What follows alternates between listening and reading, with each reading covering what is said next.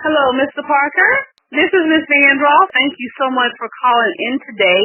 And we definitely want to take a little time and find out a little more about you. So I just have a few questions. Question number one. Tell us a little about who you are as a man and as an author. Well, who am I? My name is called Parker, but everybody calls me Cap, which is just a play on my name. It's an acronym called Anthony Parker. I'm from St. Louis, Missouri. I was born and raised there. I moved away for a while, and I lived in Syracuse, New York. It was far on the East Coast, and it was pretty cold up there, so I moved out to Los Angeles, where I made my home at for a while. And after staying there for a few years, I kind of got tired of the whole deal, and I went back home. And for the fans of mine that don't really know about St. Louis, this is a dangerous place to live and grow up. So I just kind of tried to get away from there, but you always wind up gravitating back to where you come from. It's just a natural instinct to go home. I went back there and I ran into a few problems. I wound up in the streets, so to speak. It's not a good place to be. It's really dead. And St. Louis is like the murder capital of the country. And I wound up just in the middle of things. And after a while, I just got acclimated to the street life. I think that it pulled me in, and it was pretty hard to get out of there. Even despite rising to the top of the game like we do down there, I still went to school. I got educated, wound up getting several degrees, and put those work to the degrees or in culinary arts. In case anybody's into cooking, that's what I do.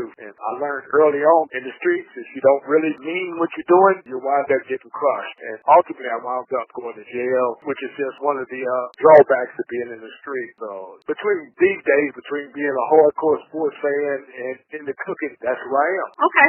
Well, definitely thank you for taking the time to share with us a little about who you are, the man called Parker, or Cap, as you said. My next question to you is, tell us the name of your book and just tell us a little bit about it, and include kind of anything more detailed so we can find out more about your book. My first book that I put out that I'm getting published by the good people over at AC2 BTG is named Street Rules. It's sort of like a natural title for what I wanted to write. It was like I was saying in the front of the book, in every game there are rules, right? In St. Louis, if you violate the rules of the street, you lose your life. So I always tell people that the streets are not for everyone, and you have to understand the rules of the street in order to survive. So the title is very important to what the content puts out there, because pretty much gambling with your life if you don't understand the rules of the street. But let me just tell you a bit about the story. Pretty deep. Actually, it's a great story that you have no trouble wrapping your mind around, right? This is real life drama, and it's raw and uncut. So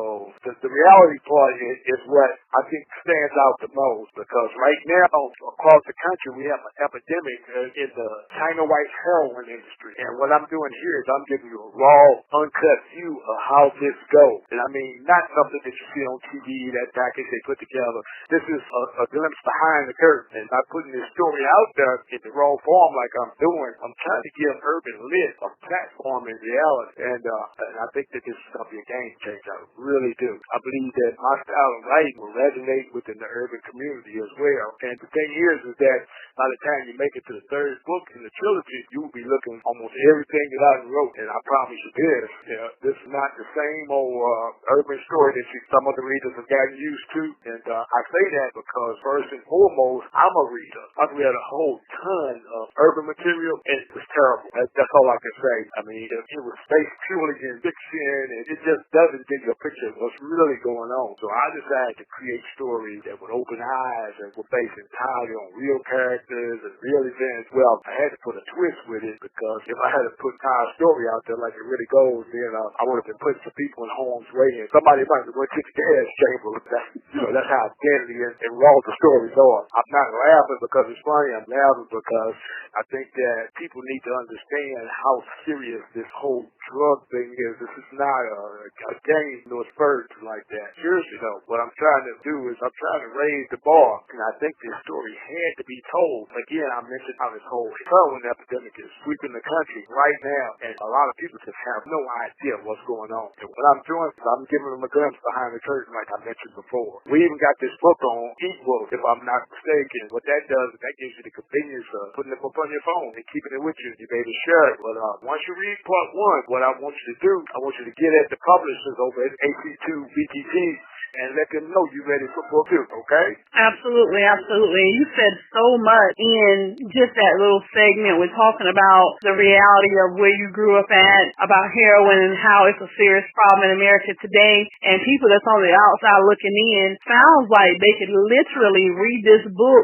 to be able to get a glimpse on what's really going on for those that may have no clue. So my next question is, what's your target audience, Mr. Parker? Who are the people that you know needs to get this book into their hands because they need to be able to read it? Well, right now, I'm looking at it, I'm targeting all the urban readers, all ages. I just believe my message is flexible enough that everyone is going to get something from these books. And it'll help them, for some of it, it'll help them navigate through the hardcore streets of St. Louis. For some others, it's going to educate them on the way the heroin business really operates. And it'll also deter some of them from even thinking in terms of jumping out there in the streets and doing some of this stuff. So it's got a couple of levels to it, you know, what I'm really targeting is the people I'm targeting. Because many, like you said, many of the people have no idea what is really going on out there. And again, we give them an opportunity right here to open their eyes to it and maybe educate some other people on it. I take away a lot of the glamour from what's going on. So again, like I said, there's different levels. I already got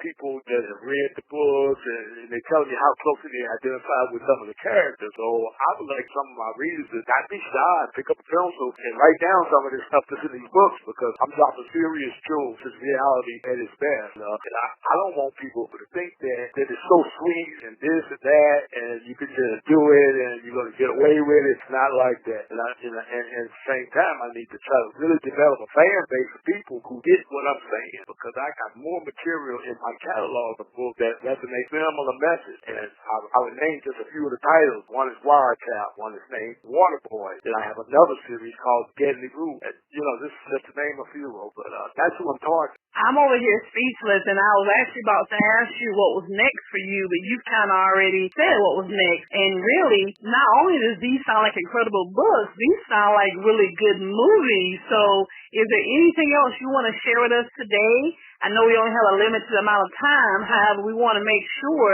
that your readers and future readers hear more from you as much as we can. So as we close out, the floor belongs to you for anything else you'd like to share. Okay, but just to add on to what's ahead, you know, like I said, I was thinking ahead and I'm prepared. And I was just saying, you're going to be captivated by those books. I have a few others that are really, really tearjerkers just to show a little versatility. And I wrote a book called Dad, The Essence of Fatherhood and Love. And it's going to absolutely bring you to tears. Now, trust me on that. And I also wrote a book titled Turns of Fear. It's a story about a young girl that was raped, but she didn't let it destroy her. Rather, it empowered her, and she goes on a campaign, you know, murdering rapists, pedophiles, and child abuser type. And what I was doing is I was just setting it out there as an example. You know, it's an exciting thriller, but it answers the question about what should happen to people that do that type of thing to women and children. And one thing you can count on from me and my book is a level of realism that you're going to feel. And the book are laced with knowledge and the experience of a lifetime. So Street Rules is just the beginning. When you get through with the 3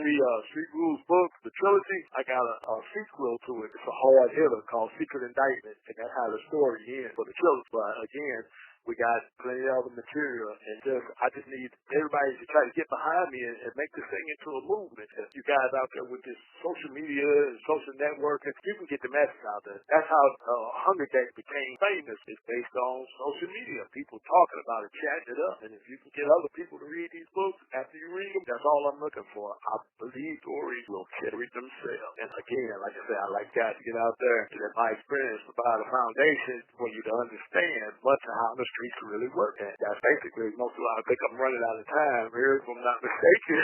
Yeah, our time definitely is up, but let me tell you something. You definitely left my mouth open, so I know everyone else that hears this video within 24 hours will be excited and their mouth will be jaw-dropped as well. So, Mr. Parker, thank you so much for your time. Thank you for this information. We look so forward to seeing everything that comes from you over the near future. And again, thank you so much for your time. And we'll make sure everyone knows how to reach you online, because you're right. There are billions of people online all day long, and half of them have nothing to do.